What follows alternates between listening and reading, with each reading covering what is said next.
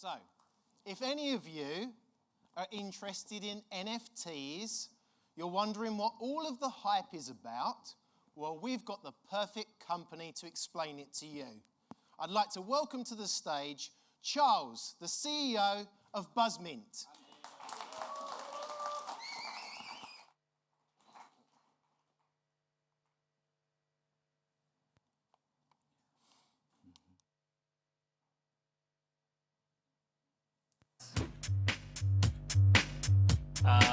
Yes, you, young man.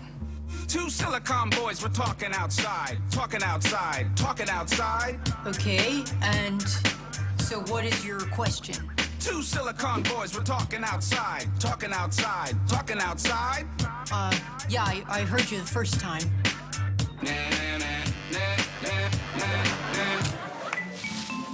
Now what the hell's an NFT? Apparently cryptocurrency. Everyone's making so much money. Can you please explain what's an NFT? I said, what the hell's an NFT? It's like real life Monopoly. Everyone is doing it like Gronkowski. Can you please help me make an NFT?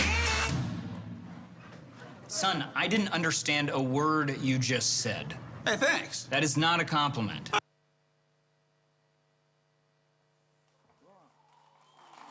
Evening. Thank God for Saturday Night Live. I'm Charles and this is Neil and we're from Buzzmint. And can you help us make an NFT? We're not asking you that question, but this is a question that we get asked, especially over the last 6 months, by media companies and brands who want to enter into this space. And it's a good question, right? Because right now we're building out a SaaS-based platform that allows these enterprises and brands to take control, to digitize their assets, and to enter into the metaverse. So the next question we get asked is, is the clicker right? Hang on a second.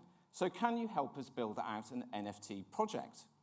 And the reason that we get asked this question so often is if in 2021, the NFT marketplace was led by punks, apes, and other inane things, in 2022, it's being led by brands who recognize the huge strategic financial opportunities that entering into the NFT marketplace can offer them. So what are some of the problems that these brands face? Well, let's just take publishing as one example. It's an area in an industry that both myself and Neil have worked in for over 30 years, which is why we're so incredibly youthful looking. So what they're facing at the moment is crashing ad revenues, falling circulations, and the spectre of paywalls. And these are just some of them. So right now, at this moment, we are talking to iconic British publishers about digitizing their legacy assets, about releasing huge amounts of value that are there just sitting on, gathering dust. We're also talking to fashion brands about the possibility of creating new IP. Let me give an example. A fashion brand might have a pattern of a piece of cloth or material, and they may create that into an NFT, sell it, and then the owner of that NFT can create a new pattern using that pattern. So they're creating new IP. These are some of the people we're referring to. And we're talking to sports brands about NFT tents and auctions, iconic sporting moments, and key points from games and so on. But why are they talking to us? Well, for starters, we've been in this space for quite a long time, not necessarily NFTs, but within publishing. However, we also happen to have a marvelous set of mentors, which Craig referred to earlier, some of which are sitting within this audience, and we thank you all because you've been absolutely spectacular. But why aren't these people and these brands using external NFT marketplaces? And actually, this is a great question because it comes down to 3 distinct characters who we've met along our journey leading to this point. And they are called FOMO, Info, and ONO. Now, FOMO, every single brand has a massive FOMO sitting somewhere in an office. Right? They just want to get into the NFT marketplace. They want to make as much money as they possibly can. They're not bothered about what blockchain they build on, how fast or how scalable or how safe it is. They just want to get straight in there. And then we've got Info. Now, Info is just even concerned how somebody even buys an NFT. Will one of their readers have to download a digital wallet? Will they have to fill it with cryptocurrency? does the marketplace that they could send their clients to even reflect their brand value? And then finally, we've got Ono.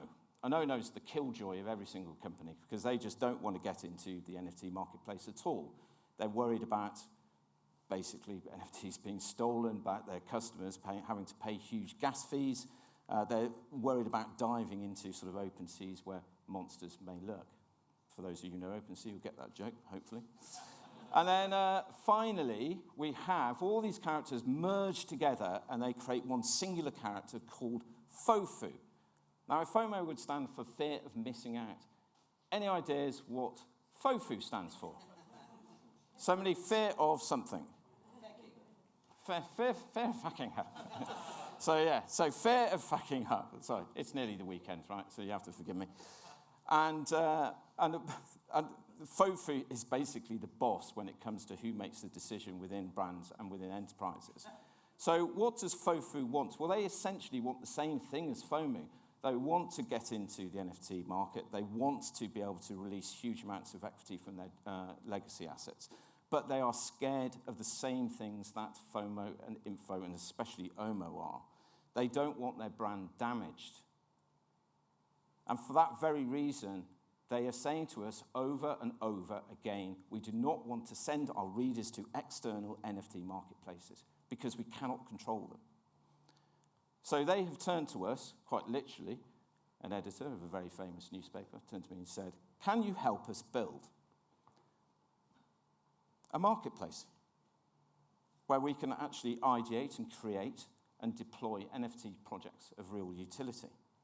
And we turned around to them and we said, well, yeah, we can actually.